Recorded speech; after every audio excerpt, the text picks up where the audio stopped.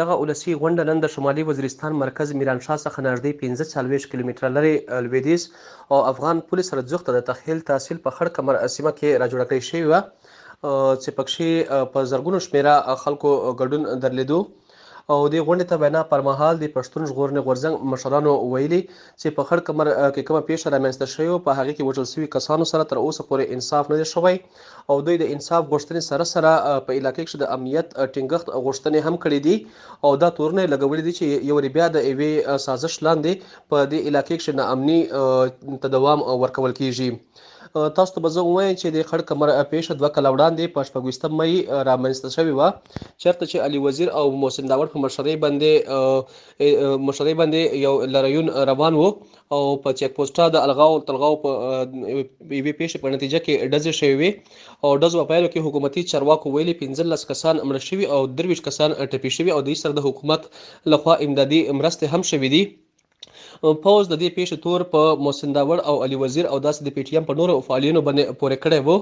او دی ویلي وو چې د دې په ولکه کې ځینې شکمن وسلوالو هغې خوشي کولو هڅه یې کړې ده او په دې تورې علي وزیر او محسن بیا په زندان کې هم بندیوان کړي وو خو تیر کال په بنو کې د ترهګرۍ عدالت دغه دوی مقدمه چې وه هغه خارجه کړې ده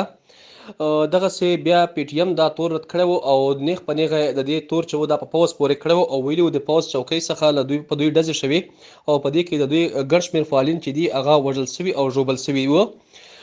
نن دغه غونډې ته منظور پښتون په خپله وینا کې ویل چې په دې پیښه کې کم کسان وژل شوي هغوی سره تر اوسه پورې انصاف نه دی شوی او دا ویلي دا بې ګناه خلک دي او باید دغه پیښې د آزادې پلټنې وشي چې کوم ککړ کسان وي هغې ته د سزاګانې ورکړلی شي منظور پښتون دغه تور هم پورې کړی دی چې د یوې سازش لاندې یو بیا د علاقې ته ناامني راوړل شوې ده او په دې کې بیا د دغې خلکو چې د عامو خلکو د جاني او مالي تاوان کیږي او دا هم ویلي دي چې د دې مخنیوي لپاره به د خپله مبارزه چې ده هغه دوامداره ساتي منظور پښتون دغه خبره هم کړې ده چې دوی یو سوله ایز تحریک دی او دوی وخت په وخت له حکومتي چارواکو څخه خپل بنیادي حقونه ترلاسه کولو غوښتنې کوي خو د دې غوښتنې منلو په ځای بیا په دوی باندې کریک ډاون یا د دوی په خلاف کاروایي ترسره کیږي تاسو ته به زه ووایم چې حکومت وخت په وخت له دې سره مذاکرات هم کړي دي او د دې غوښتنې جایزې هم بللې دي او خو دا وایي چې په دې بیا دا تورونه هم پورې کړي دي چې دوی سره له بهر هیوادونو افغانستان او هند سره مرستې کیږي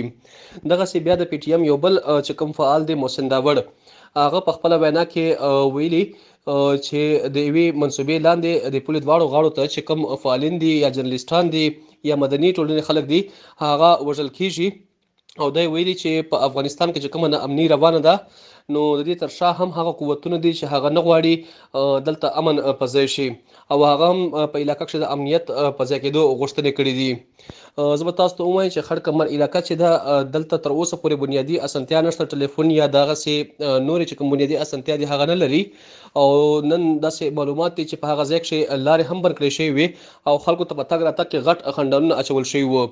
ډیوه په خپله له انتظامیه سره خبرې کړې او انتظامیه ویلي چې دوی ته دغه جلسې اجازه نه ورکړې شوې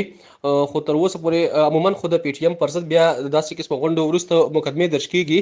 خو تر اوسه پورې داسې کم اطلاعات مخې ته نه دي راغلي چې دې غونډې وروسته هم په پی ټی ایم کومه مقدمه درج شوې او که نه